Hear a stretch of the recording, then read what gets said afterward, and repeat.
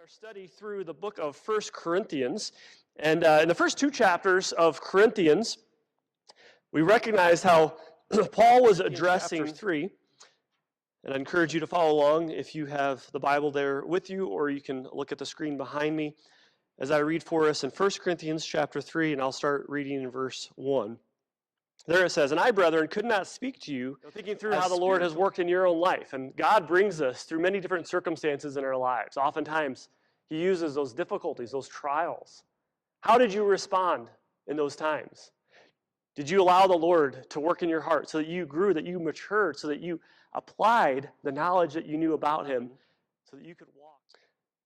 There, the writer of Hebrews says, "Of whom we have much to say and hard to explain, since you have become dull of hearing. For though by this time you ought to be teachers, you still need someone to teach you, again, the first principles of the oracles of God. And you have come to need milk, disunified." And that concept is seen in verse 4 as the church is divided up and they're following different men. And so Paul is proving to them, he's showing evidence of the flesh of these people. The problem was that they were applying human wisdom to the church.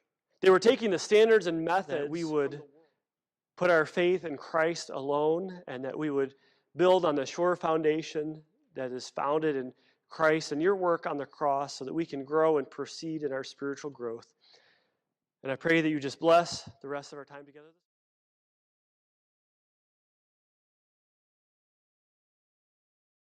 Chapter 3, and I'm going to read for us the first 9 verses.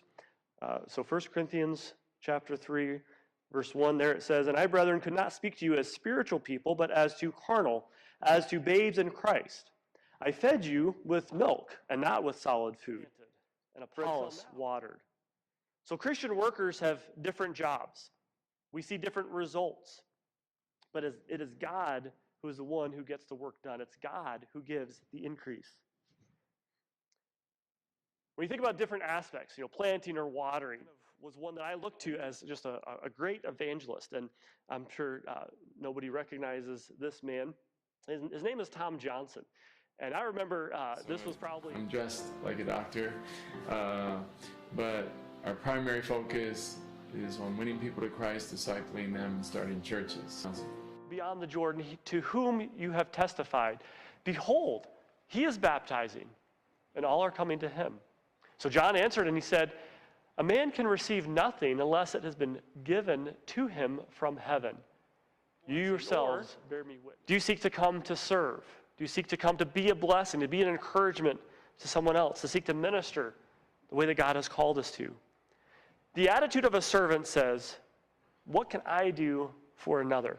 To minister in the process. And Lord, help us as other servants as well, Lord, that nobody would get their feelings hurt when somebody steps in to help to serve us, but that we would serve together, that we would be unified, that we would seek to give you all the praise and all the glory.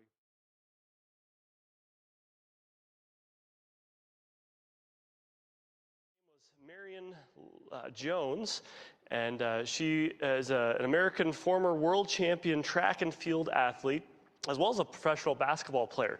And in fact, she played for college basketball for the North Carolina Tar Heels, where she won the NCAA championship. He didn't just do it, but he did it well.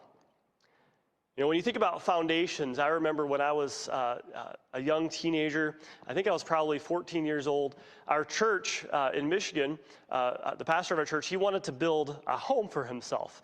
And so I remember as a 14-year-old going out every Saturday morning, a group of us to grow spiritually so that you have more gold in your life to serve him.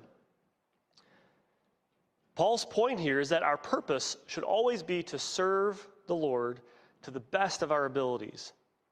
And we also should always be strengthening those abilities and sharpening those abilities so that we can even better serve God and serve others. So whatever it is in life, are you doing your best? Is your walk with God just a religion?